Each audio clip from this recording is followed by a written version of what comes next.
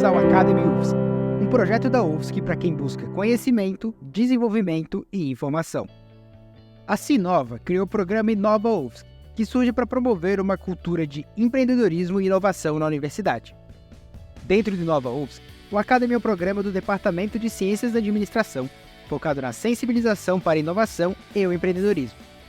Nosso objetivo não é apenas preparar aqueles que desejam abrir seu próprio negócio, mas também desenvolver competências voltadas à criatividade e à inovação.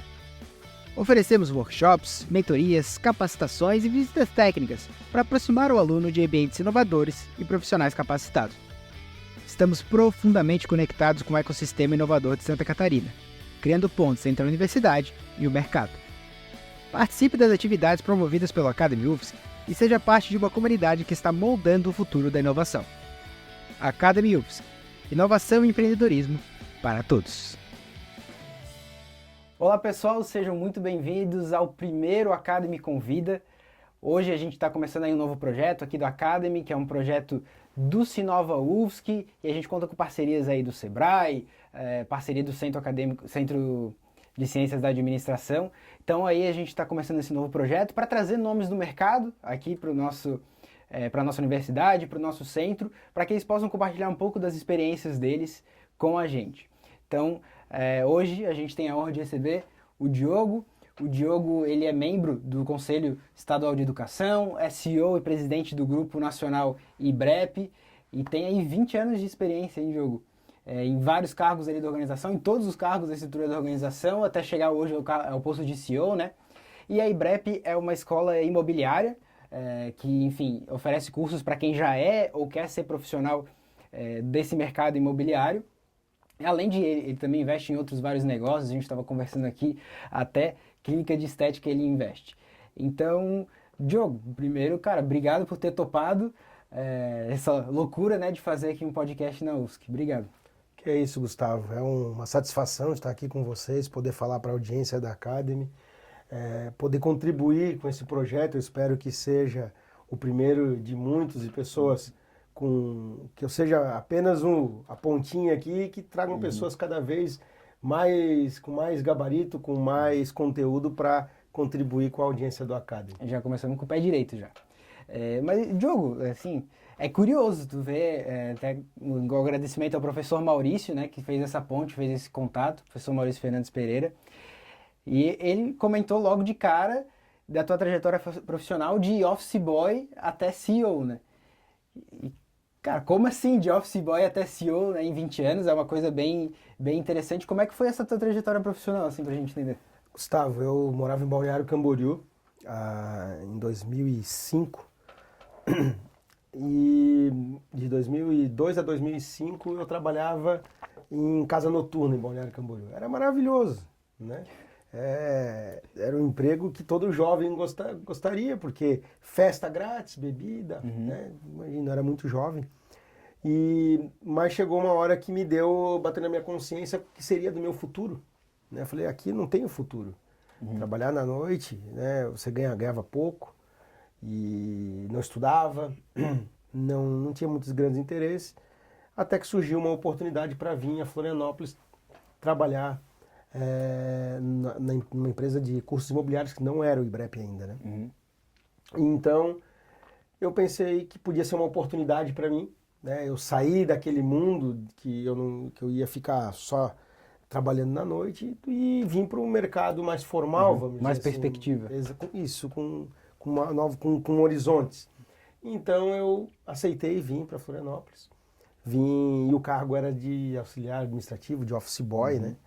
E comecei há 18 anos atrás, no dia do meu aniversário, né, nessa jornada de cursos imobiliários, e fui seguindo conforme tinha alguma oportunidade de crescer. Então por isso que eu passei em vários setores, né? Agora tem uma oportunidade aqui no financeiro, aí ia para o financeiro. Agora tem uma oportunidade no comercial, ia para o comercial. Só que eu sempre fui muito curioso, né? E eu acho que isso é uma das principais características que uma pessoa deve ter curiosidade. E nessa curiosidade eu fui buscando conhecimento específico daquilo que eu estava fazendo e eu fui dando ideias que eu acabava encontrando, e até chegou uma hora que o gestor da empresa, ele pensou, mas quem que deu essa ideia? Aí dizia, foi o Diogo.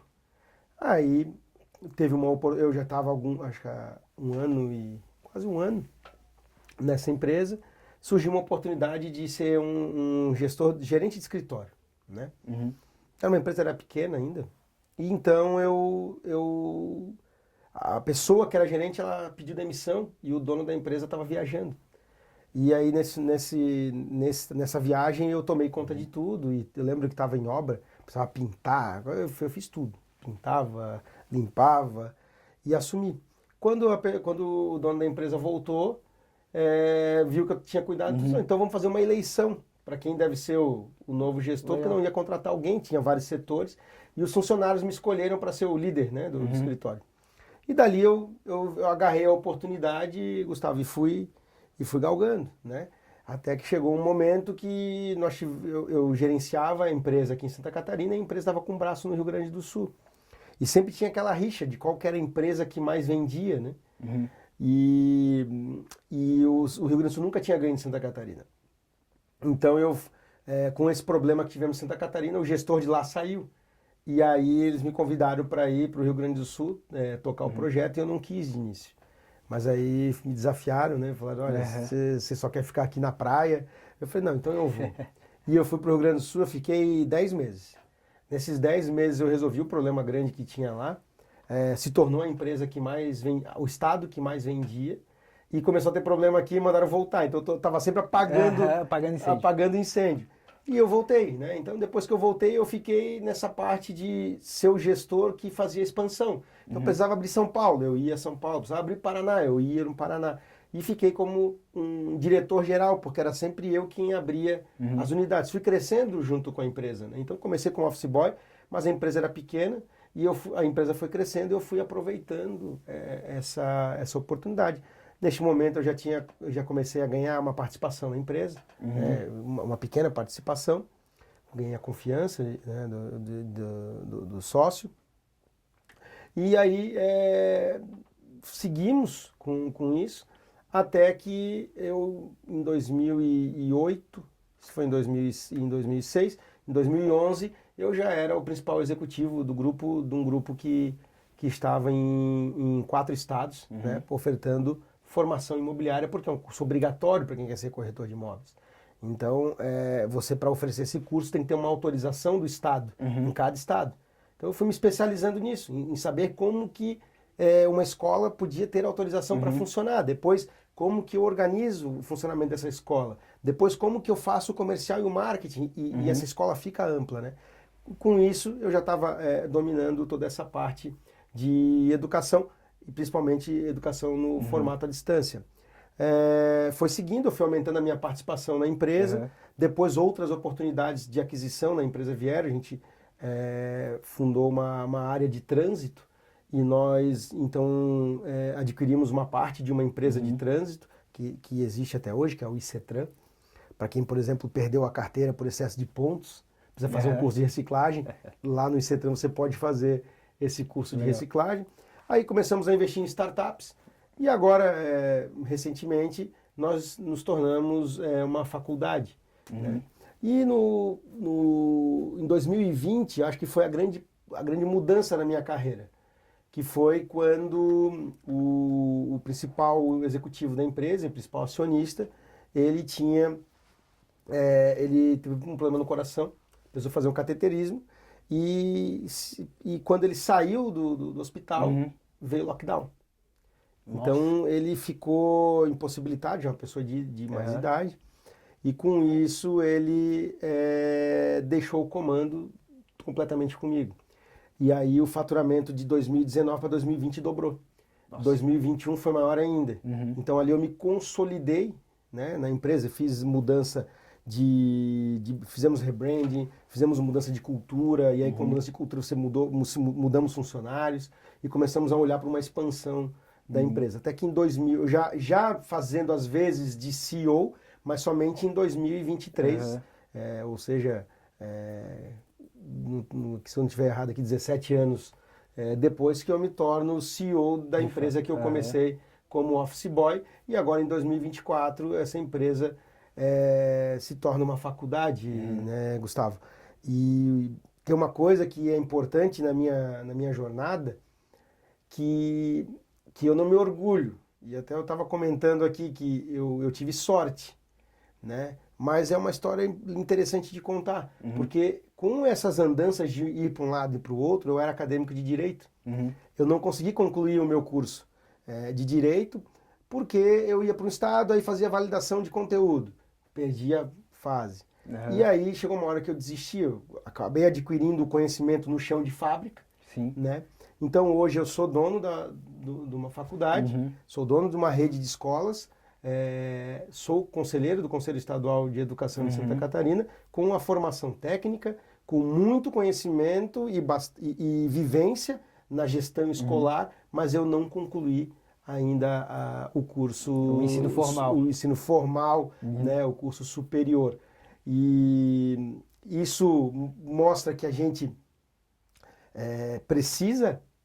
talvez eu tivesse tido outras oportunidades se eu tivesse feito a formação, mas a minha curiosidade e eu ter interesse de eu ir buscar, de eu ir atrás e ter uma formação própria para aquilo que eu fazia no dia a dia, me ajudou a eu ter essa sorte de estar na função que eu estou hoje. E até pensando no contexto, agora, a maioria das pessoas que estão nos ouvindo, imagino que são justamente estudantes. Estão aqui ou na UFSC ou em outras instituições, e quem sabe estão pensando assim, poxa, legal, mas como é que eu consigo, quem sabe, porque lógico, cada trajetória é uma trajetória, mas o que tu recomendaria, assim, ou até vendo agora como um CEO, se tu visse um estagiário fazendo alguma coisa assim, ou uma pessoa que é um analista júnior, por exemplo, o que tu acha que as pessoas deveriam focar mais, assim, essa questão da curiosidade, ou tem alguma outra coisa que tu pensa, putz, mesmo estando na faculdade, não estando na faculdade, uma pessoa profissional que quer avançar ali na carreira, subir cargos e resolver problemas, precisa ter isso. Cara, eu tenho alguns estagiários lá na empresa e foi legal que nessa semana 2 estagiários foram promovidos. Legal. E tem até uma história de um deles que a mãe dele, acho que ele é até aluno aqui da UFSC, e a mãe dele ajuda ele, né, além do que ele ganha na bolsa estágio, a mãe ajuda, e ele ligou para a mãe dele e falou, mãe, pode se aposentar que agora não precisa mais, não vai precisar mais me ajudar. Então foi um cara que talvez tenha escutado um pouco das conversas que a gente tem no dia a dia, Gustavo, mas sim, a curiosidade é uma grande qualidade ou talvez um grande estímulo que a pessoa deveria ter. Mas eu sempre tive uma coisa comigo que foi cuidar daquilo, da empresa, como se fosse minha, né? Então eu sempre me importei, eu nunca fui aquela pessoa que disse assim, isso não é com o meu setor, isso não é com o meu setor, isso não é responsabilidade minha. Eu sempre tentei entender e ajudar. Eu creio, hoje na função que eu estou, que eu aprecio muito pessoas que têm essa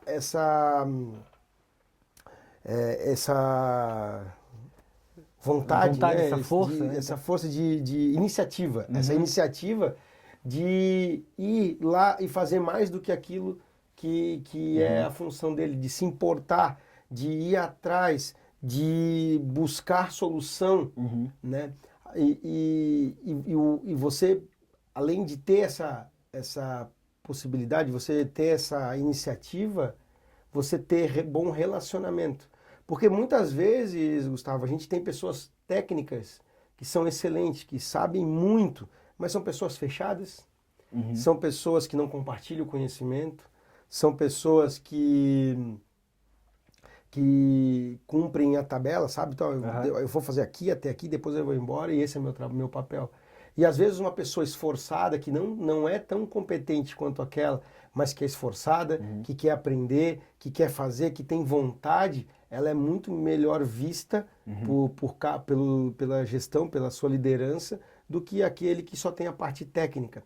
Então, o conselho que eu dou, né, que eu aplico, seja curioso, seja interessado, não se limite a fazer somente aquilo que o teu cargo permite, e vá atrás, porque na hora que precisar ter uma promoção, você ter uma oportunidade, você vai estar preparado e a gente, como com cargo de liderança, quer contar com aqueles que você pode, que vão estar presentes quando você precisa. Isso é mais importante. Claro que tem cargos que são necessários ter alguma especificidade, né? Então, vamos dizer, eu preciso de alguém que seja um desenvolvedor back-end, que é especialista em Python. Pô, eu vou precisar buscar aquilo. Eu não vou pegar alguém que é esforçado, que está querendo aprender. Então, tem essas funções também que ajudam. Mas tem muitas outras oportunidades para quem quer crescer com cargo de gestão, principalmente. Né? Gestão, você não necessariamente precisa ter uma formação específica como essa que eu acabei de citar. Sim, e isso até vai muito ao encontro disso que... Vai muito de encontro, aliás, a isso que eu ouço muitos professores falarem, que essa questão da curiosidade é não tu estudar, logicamente, para uma prova, para uma avaliação, mas realmente estudar pelo conhecimento, para obter aquele conhecimento, né? Acho que a curiosidade ajuda até nesse contexto da graduação, por exemplo. Enfim, quem for fazer, não só no contexto profissional de quem quer subir na carreira, acho que é conselho de vida, assim, né? Até no geral. E falando assim em faculdade, tu mesmo falou que vocês aí estão a passos largos para virar uma faculdade, enfim, indo atrás de aprovação no MEC e tudo mais. Mas como é que vem essa... não sei se foi uma inovação, já era uma coisa, uma visão lá do passado. Como é que vem essas novas ideias? Como é que tu ou fomenta ou organiza essas novas ideias que vão surgindo dentro da própria organização para que elas virem alguma coisa, virem um produto, virem uma... de repente começa a dar retorno, né? Ou sejam testadas, enfim. Sempre tem feeling, né? Então, quase 20 anos à frente do negócio, um negócio que vem crescendo, você sente, né, aquilo que é nato de você, pô, isso aqui, acho que isso aqui, claro que erra, mas isso aqui pode dar certo, vamos por aqui, vamos por ali. Isso é uma coisa, mas o mais interessante de tudo é você buscar inspirações fora do seu mercado. Porque, vamos lá, eu me considero hoje a principal instituição de ensino do mercado imobiliário. De quem que eu vou copiar? De quem que eu vou tomar como inspiração? Não vou te dizer que eu não tenho inspiração de alguns concorrentes, tenho alguma coisa. Mas se eu quero inovar, se eu quero ser diferente, eu tenho que buscar em outro mercado. Então a gente está sempre atento ao que acontece fora do Brasil, nós estamos sempre atentos ao que acontece em outros mercados, nós estamos atentos às melhores práticas, né, de gestão. Então essa questão é muito importante você estar atento ao que acontece ao teu redor, mas não só focado no teu mundinho. Se tu viver só no teu mundinho, eu só vou ficar aqui. E aí você tem players que não são players inspiradores, são players medíocres, vamos dizer assim. Você vai se tornar um player medíocre também. Sim. Então você precisa abrir o teu horizonte para poder trazer a inovação para dentro da tua empresa. Eu imagino que seja difícil, porque vocês vão ser o primeiro da América Latina, né? Então... A Escola Superior Imobiliária vai ser a primeira escola focada, que é a faculdade nossa, foi autorizada essa semana, agora só falta a portaria do ministro. Vai ser a primeira escola superior focada no mercado imobiliário da América Latina. Existe outra na Europa, né? Nos Estados Unidos eu não sei se chega a ter, porque lá a formação é diferente, mas na América Latina sim, a focada é a primeira. Legal. E o principal foco dessa escola vai ser continuar sendo educação à distância? Sim, a nossa veia é educação à distância. Então nós formamos técnicos no mercado imobiliário na modalidade à distância. Nossos cursos de trânsito, quase em sua maioria, são na modalidade à distância. O tecnólogo, né, na faculdade é à distância. A gente vai abrir 750 polos em 5 anos para oferecer esse curso. Pós-graduação à distância também.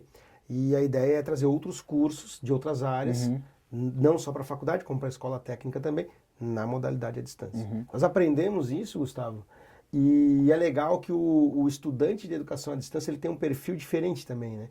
E ele vem crescendo cada vez mais. A educação à distância ela democratiza o conhecimento no Brasil.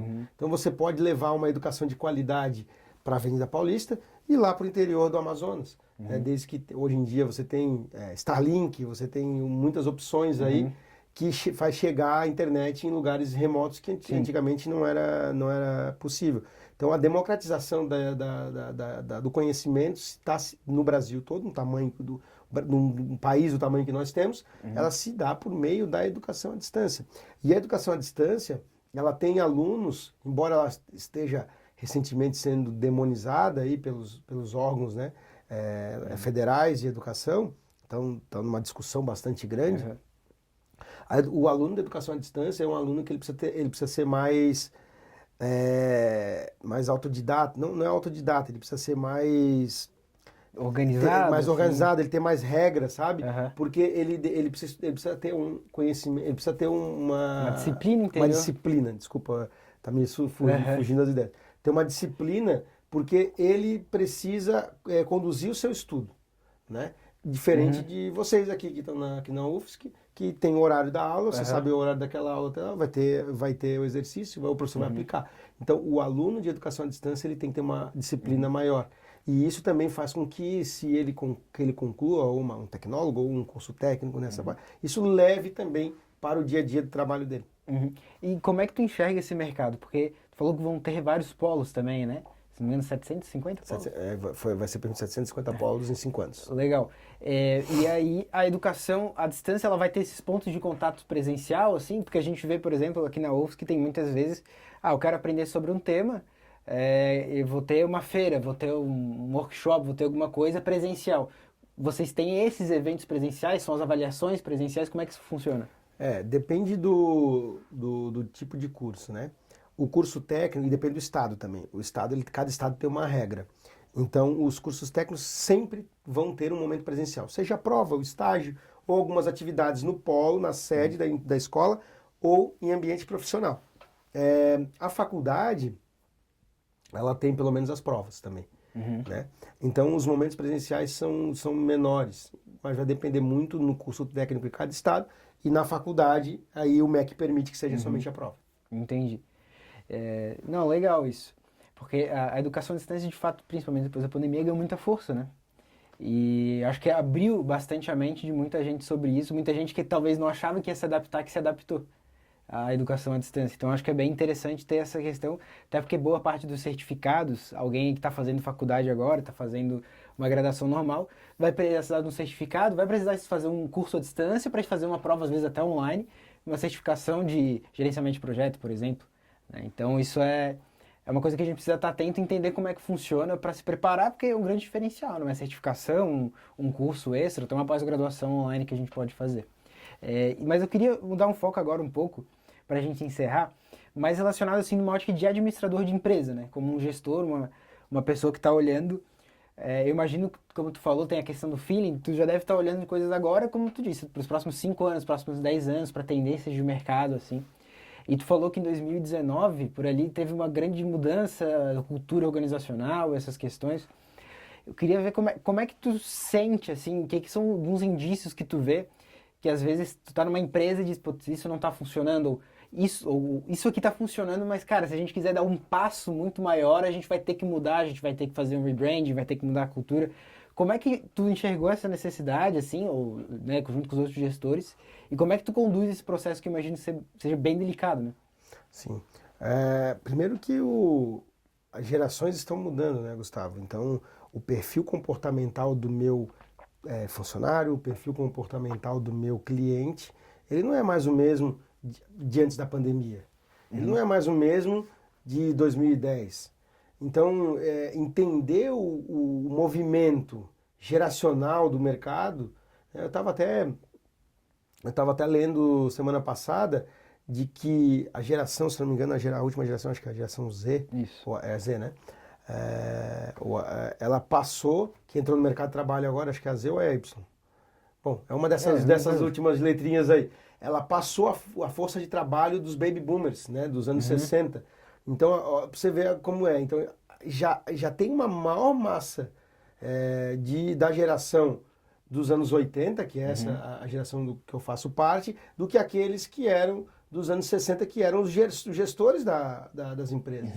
Né? E isso muda, então, quem está gerindo as empresas muda a cultura, os funcionários mudam a cultura e a nova geração, aí, a gurizada, né? Muda também o comportamento de compra. Então, tu precisa entender aonde o teu negócio é impactado por essa mudança geracional e se adaptar com isso. No meu caso, nós identificamos que nós estávamos falando com um mercado do início dos anos 2000. A nossa comunicação, nossa modus operandi era do início dos anos 2000. Porém, havia tido uma grande mudança no mercado imobiliário depois dos anos 2010. Porque entrou o WhatsApp e a internet massivamente, e todas as transações imobiliárias passaram a ser, de alguma forma, passar pela internet. E aí mudou. Como que era a forma que eu vendia para o meu cliente? Eu tinha vendedor que eu dava carro, que ele viajava todo dia, com terno e gravata, né, e tudo mais. E aí aquilo já começou a assustar o público da ponta. Eles achavam que eles eram fiscal do Cresci, né, do Conselho Regional de Corretores de Imóveis, que estava indo batendo na imobiliária lá e tinha gente irregular e saiu correndo. Eu falei, precisa mudar a vestimenta do vendedor. Né? Ele precisa estar mais aderente ao público. Então nós começamos a mudar nesse rebrand, a cultura do nosso colaborador e até alguns colaboradores. Né? Para quê? Para atender esse novo mercado que a gente está entrando. Então agora, né, o que eu olho quando eu vou olhar para a expansão, para tudo mais? Primeiro eu estou olhando em processos. Então tecnologia, inteligência artificial está aí. Como é que com a inteligência artificial nós vamos lidar? Mês passado nós demos um treinamento para os nossos funcionários com dois professores de inteligência artificial ensinando o básico para eles. Porque eu não acredito na transformação de que vai acabar o ser humano e vai entrar a máquina. Mas o ser humano precisa saber usar a tecnologia. Senão, esse ser humano, ele vai ficar defasado e ele não vai ser mais útil para o mercado de trabalho. Né? Então, nós fizemos isso com os nossos colaboradores. Então, entender com processo, com tecnologia, é algo que a gente faz todo dia. Por quê? Porque se eu vou ser mais eficiente, eu consigo fazer essa tarefa, eu consigo fazer com tecnologia em vez de ter um colaborador. O colaborador pode ser alocado para outra área, se eu vou estar expandindo, não preciso contratar mais tanta gente. Então, hoje a gente está olhando muito para processos internos para fazer essa expansão nacional que nós estamos buscando, seja na faculdade, com 750 polos, ou em aprovações para os cursos técnicos em cada estado. Hoje nós estamos em 8 estados, mas nós temos um plano de até em 5 anos estarmos em todos os estados do Brasil. E isso tudo faz com que aumente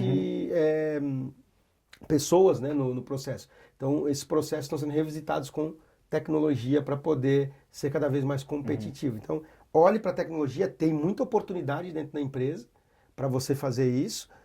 Conheça o público que você está inserido, seja os teus colaboradores ou o teu público comprador, e entendendo isso já é um grande passo para você ter sucesso.